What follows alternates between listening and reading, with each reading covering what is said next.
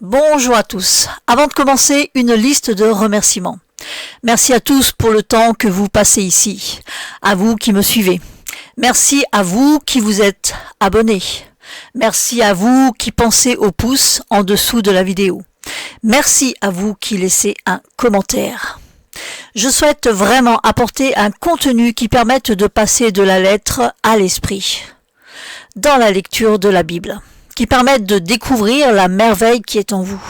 Christ n'est pas de l'ordre de l'historique, mais du principe. Et c'est ça qui doit tilter en chacun, afin que chacun fasse paraître ce principe, cette merveille attendue comme un enfant l'est à sa naissance. À présent, continuons à parler du mystère de Dieu, savoir Christ. Mystère dans lequel sont cachés tous les trésors de la sagesse et de la science. Cette émission est la suite de la croix astro-théologique. Nous avons vu les temps à la croix et aussi le temps de l'étude, le temps du 7. Comme vous le savez, nous avons 12 temps dans l'année. Donc il nous reste une période à scruter, celle du 5. Yeshua, tu viens? Où ça? Bah, en bas. Et sais-tu ce qu'est le bas? Bon, et si on laissait partir le générique avant de poursuivre? Bienvenue dans Bachira pour une nouvelle émission de son. Générique.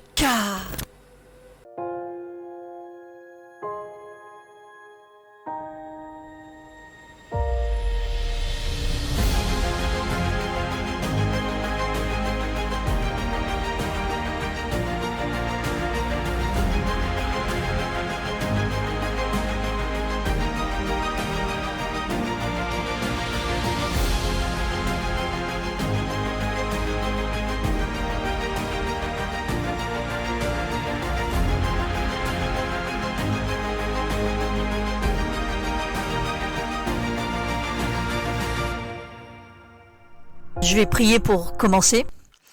Père, toi le créateur des cieux, de la terre, de tout ce qui s'y trouve, merci pour le temps que tu nous accordes. Je te remercie, toi ma lumière, mon instructeur.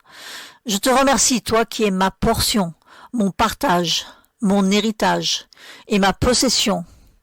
Toi, ma part Dieu, je te remercie pour cette faveur qui nous est accordée de partager le pain. Reçois ma louange, toi l'unique au milieu des 7, toi l'unique au milieu des 5. Sois la louange, car qui, comme toi, donne des yeux pour voir, des oreilles pour entendre, un cœur pour comprendre? Qui, comme toi, donne la repentance? Je te prie qu'à ceux qui écoutent, tu accordes des yeux pour voir, des oreilles pour entendre, un cœur pour comprendre ce qui va être partagé là. Je te prie de déclencher la force de ces choses pour le quotidien dans nos vies. Beshem Yeshua, Kol Elohim, Beshem Yeshua, Hashamayim ve'ha Sheol. Amen, amen, amen. Dans la vidéo d'avant, on a vu que par rapport au temps de la lumière, nous avions démarré de l'équinoxe de printemps jusqu'à l'entrée dans l'automne, en comptant 7 temps. On a fait un parcours en suivant la montée de la lumière sur le chemin du soleil. Cette période est magnifique avec l'explosion des couleurs par-ci, par-là, avec des bourgeons, les fleurs et aussi celle des senteurs libérées par certains arbres et fleurs, et aussi ces senteurs que le foin offre, lui qui va être rangé dans les granges. Et j'en passe. Nous étions là dans la dimension de la lumière, de la spiritualité, qui nous a amenés jusqu'à l'équinoxe d'automne.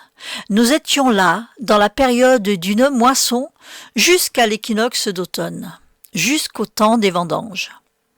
À présent, il nous reste à passer côté obscurité, côté terre, et pour ça, nous partirons donc de juste après l'équinoxe d'automne.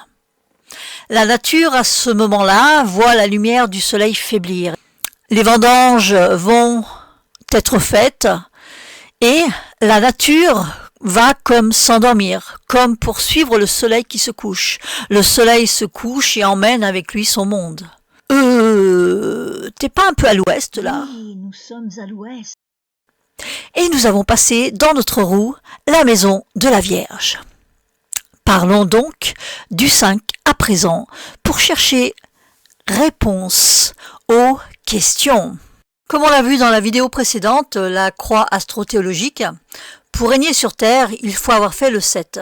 La période des 7 nous a amenés à la spiritualité, la sagesse, la lumière. Celle des 5 est donc la matérialité, l'obscurité, l'ignorance. Maintenant, il faut pouvoir passer à l'étape d'en dessous, celle du 5. Car il y a les cieux d'un côté et la terre de l'autre. Et le but, quand tu es roi d'Israël, est de régner sur les 12, pas seulement sur le 7 ou pas seulement sur le 5. Tu n'es pas roi du 7, tu n'es pas que roi des cieux, tu es aussi roi du 5, roi de la matérialité. Tu gères aussi le Sheol, la terre et ce qu'elle renferme. Ce que Dieu veut, c'est que celui qui doit régner sur terre ait fait les 7, c'est-à-dire qu'il va ramener sur terre la culture céleste, le caractère divin, pour que la lumière brille au cœur des ténèbres. Donc, tu fais les 7 pour être rempli de lumière, afin de pouvoir apporter de la lumière dans l'obscurité. Mais le problème, c'est que si tu règnes au milieu des 5 et que tu ne viens pas d'en haut, tu vas parler comme Pharaon qui dit « Qui est l'Éternel ? Je ne le connais pas. » Tu vas faire tout et n'importe quoi, parce que tu ne connais pas l'Éternel, mais tu règnes au cœur des ténèbres. Mais par contre, si tu avais connu Joseph, le pays du 5 serait même béni. Il va prospérer en recevant ceux qui descendent. L'image de Yaakov qui descend en Égypte. Et d'abord, l'image de Yosef.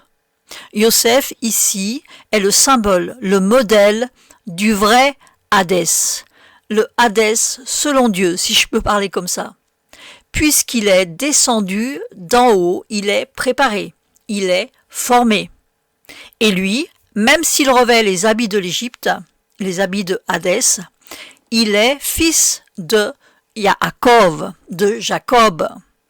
Petit instant réflexion. C'est intéressant de voir que Yaakov a son esprit prophétique qui s'en va quand il apprend la mort de Yosef et qu'il se réanimera en quelque sorte quand Yosef va briller, quand Jacob va apprendre que son fils vit et qu'il est à la tête de l'Égypte. C'est un peu dire que le père reprend vie au travers du fils qui brille. Une part de lui meurt et reprend vie en son fils, cette semence qui a été semée par le père. Fin de la réflexion. Je reprends. Donc, ceux qui sont des cieux pendant son règne n'auront aucun problème. Au contraire, ils vont prospérer, ils auront les meilleures choses du pays et donc régner sur terre. Ce n'est pas anti-cieux, comme dans le christianisme. On prend « mon royaume n'est pas de ce monde », donc mon règne n'est pas d'ici. En fait, il faut plutôt comprendre « maintenant, mon royaume n'est pas de ce monde ». C'est-à-dire que tant que tu n'as pas fait la boucle, tu ne peux pas régner. Mais quand tu as fait la boucle des 7, quand tu as parcouru les cieux, là, maintenant, tu peux régner sur terre. Ok, le 5 donc. Nous allons pour ce sujet aborder cette histoire de la Samaritaine, que vous connaissez peut-être ou peut-être pas, et je me dis que même si vous pensez la connaître, vous allez découvrir ce qu'elle peut livrer comme trésor qui vous était peut-être caché jusque-là. Let's go. Voyons dans Jean 4. On a cette fameuse rencontre entre Yeshua et la Samaritaine. Et dans la conversation, il est question de puiser de l'eau. Et il est question de l'eau que Yeshua donne, qui fait que tu n'as plus jamais soif. La femme lui demande de cette eau, afin qu'elle ne vienne plus pour puiser ici. Et là, Yeshua, comme on peut le voir dans l'Écriture, lance le premier missile. Il lui dit « Fais venir ton mari ». La femme dira « Je n'ai pas de mari ». Yeshua lui répond « Tu as bien dit parce qu'en réalité, tu as eu 5 maris. Et celui avec qui tu es maintenant n'est pas ton mari. Tu dis vrai. » On a ici une femme avec 5 maris. La Bible a l'art de nous montrer qu'il y a toujours derrière tout ça ce plan de 12. Ici, c'est une femme avec 5 maris. Et il y a un autre texte dans Matthieu 22 où les Sadducéens parlent d'une femme qui a épousé 7 frères. Vous voyez bien que quand on lit un texte, chacun dans son coin, et que on n'a pas le plan global, on peut se dire, mais c'est quoi ces histoires? C'est quoi? Mais ce qui nous est laissé, c'est comme les morceaux du petit pousset. On nous laisse des petits trucs et à nous de retrouver le chemin en fait. Tu as aussi l'histoire des 5 pains et des 7 pains à la multiplication. Ici pour le coup, on a une femme avec 5 et une femme avec 7. Présenté comme ça vous fait penser à quoi? Forcément, la femme aux 7, qui sont ces 7 maris? Ce sont ceux d'en haut. Et la femme qui a 5 maris, donc, ce sont ceux d'en bas. Bien, maintenant, comment peut-on le comprendre? Qu'est-ce que ça nous cache? Si on fait un détour chez les hindous, on va avoir quelques éléments. Dans le Mahabharata, qui est l'un des 2 poèmes épiques sanscrits de l'Inde ancienne, on parle d'une bataille qu'il y a entre 2 groupes. Je citerai l'un des 2, celui dit des gentils. Ils sont 5. Et ce sont les 5 principaux héros de l'histoire qu'on appelle les Pandavas, ou fils de celui qui s'appelle Pandu. Ces gentils ont épousé la même femme nommée Draupadi. Elle a comme autre nom Panchali, Pandyali, Panchami, celle qui a 5 maris. On l'appelle aussi Krishna, celle dont la peau est foncée. Ça n'a rien à voir avec le dieu Krishna. Là, il y a eu un combat pour épouser cette fille Draupadi. Pour cela, le père avait fait des concours.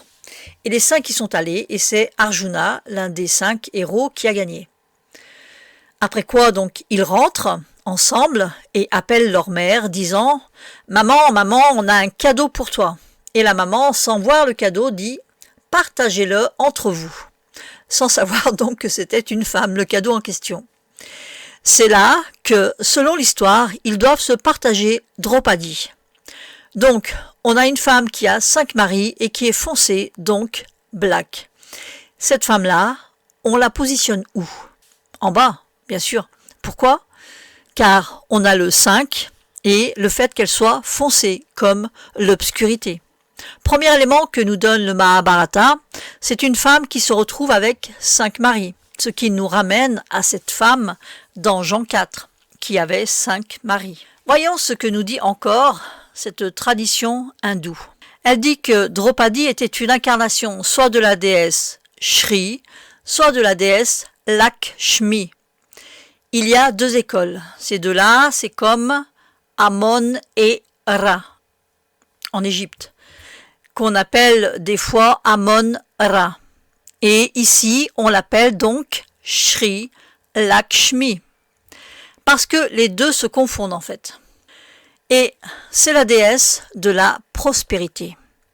L'origine de ce nom viendrait du nom d'une déesse hindoue de la fortune, au sens de richesse, de chance. Déesse de la fortune, de la prospérité, de la richesse, de l'abondance, de la beauté, de la splendeur. Donc cette femme-là, Draupadi, la femme des 5, incarne la fortune, la richesse, la prospérité, la chance, la beauté, la splendeur, la fortune, bref. Donc, grâce à la tradition hindoue, nous avons un premier élément sur ce qu'incarne cette femme, la Samaritaine aux 5 maris. Si était la femme des 7, elle incarnerait quoi? La sagesse, puisqu'on nous dit que la sagesse bâtit sa maison et a mis ses 7 colonnes.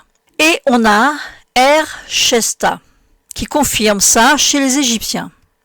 Donc, on a d'un côté la femme des 7, avec tout l'aspect spirituel, sagesse, profondeur, et de l'autre, la femme des 5, qui, selon les hindous, représente la fortune.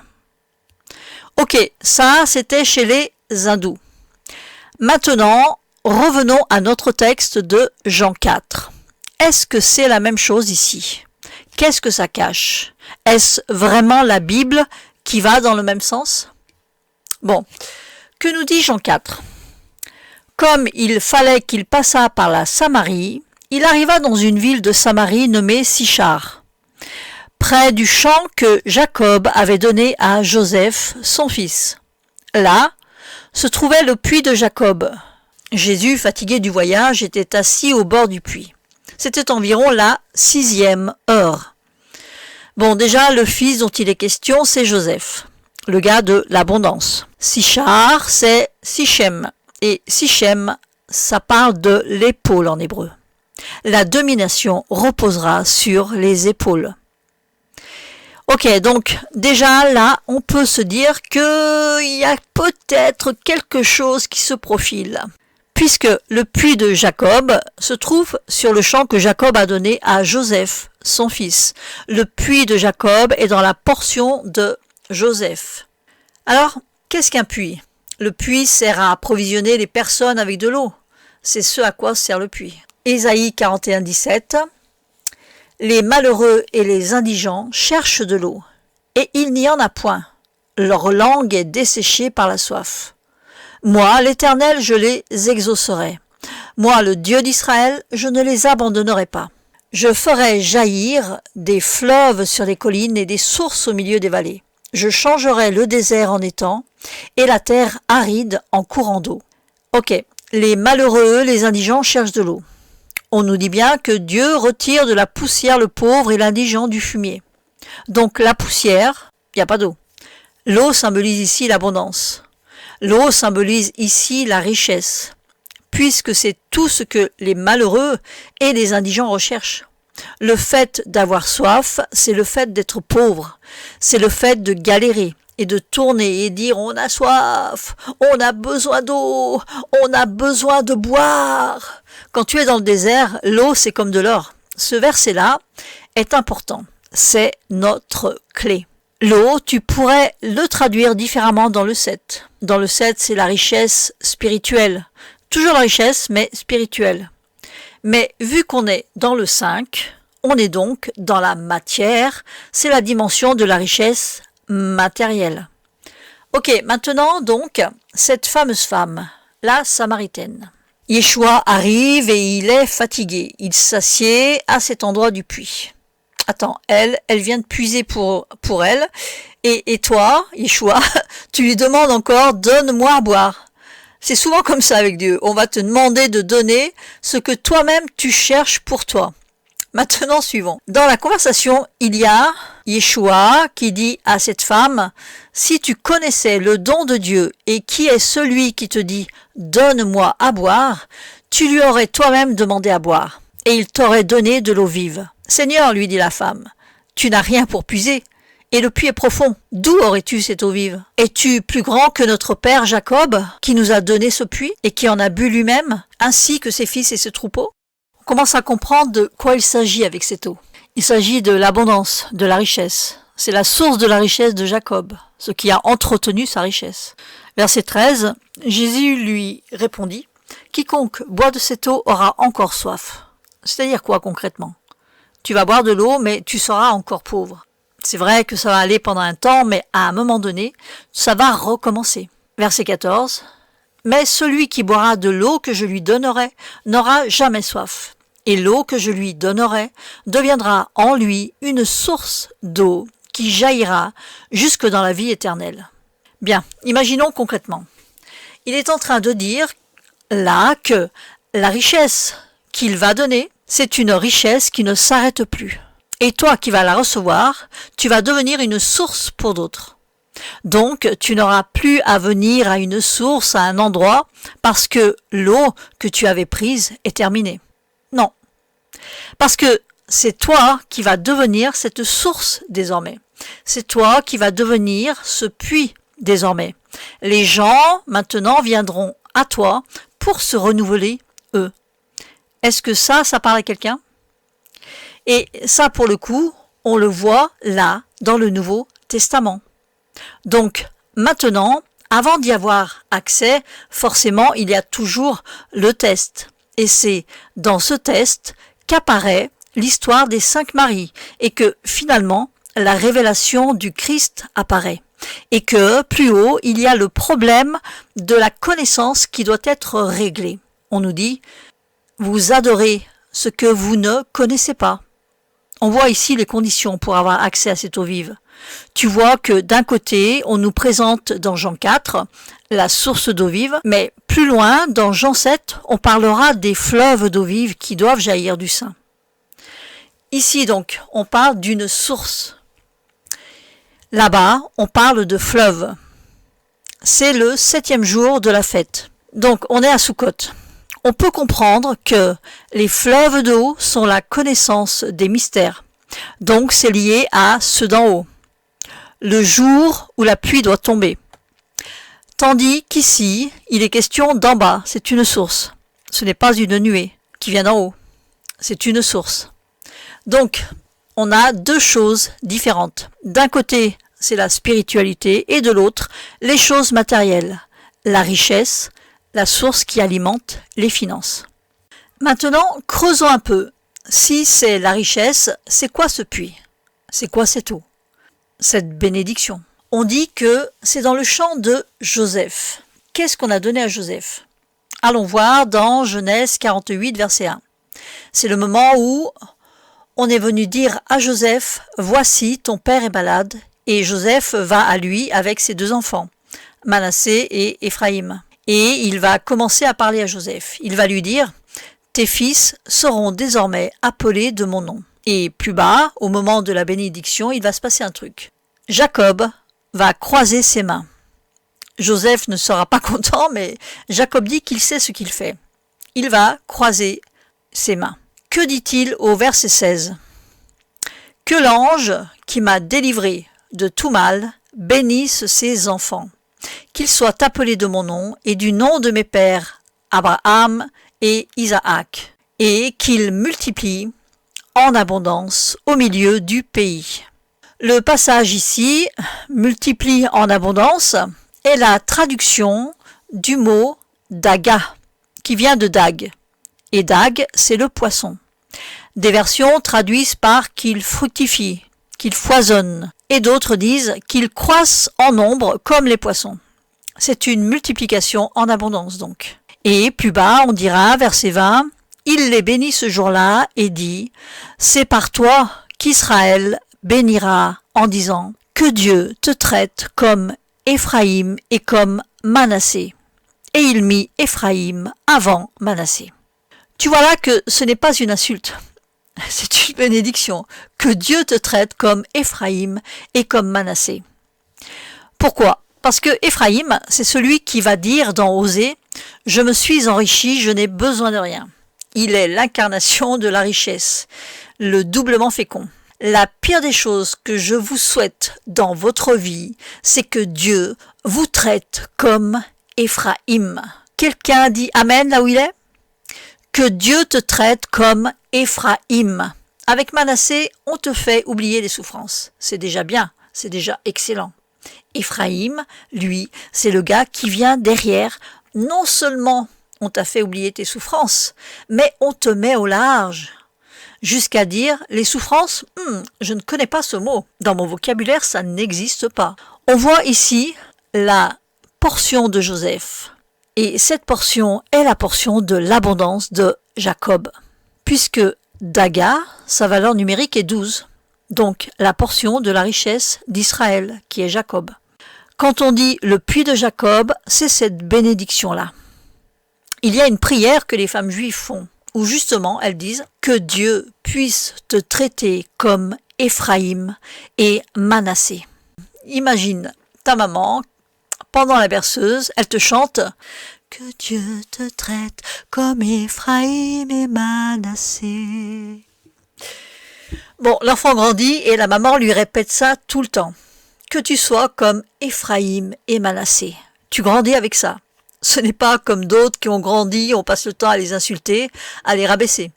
Il faut qu'on puisse entendre ces paroles de bénédiction, comme Éphraïm et Manassé. C'est-à-dire que Dieu t'enrichisse, mon enfant. Si tu dois avoir des problèmes, que tu aies des problèmes de riches. Car la ruine du pauvre, mes amis, c'est ça, pauvreté. Tu peux te lever et prier cela pour tes enfants et aussi dire à ton enfant, à tes enfants, ceci, que Dieu te traite, vous traite comme Éphraïm et Manassé. Encore une fois, que Dieu te traite, vous traite comme Éphraïm et Manassé. Donc, c'est hyper important que chacun de nous ait ça quelque part. Quand tu entends « puits de Jacob », entends la source de la richesse de Jacob. Entends l'alliance, la portion de la bénédiction, de la richesse de Jacob. C'est ce qu'on donne à Joseph. Le temps passe vite, mes amis. Nous en sommes déjà à environ 30 minutes. Je vais donc m'arrêter là avec cette mélodie de bénédiction. Que Dieu vous traite comme Éphraïm et Manassé. J'espère que cela va pénétrer chacun de vos pores, chacun de vos gènes, que votre ADN va en être imprégné et que vos corps vont en ressentir l'impact dès maintenant. Que Dieu vous traite comme Éphraïm et Manassé. Dans le nom de Yeshua, le Rédempteur, dans le nom de Yeshua, celui qui donne l'abondance à perpétuité. Je vous dis à très vite pour un autre rendez-vous avec la Samaritaine, car elle n'a pas encore fini de nous étonner. Shalom. Vous avez aimé? Pensez au pouce et à vous abonner.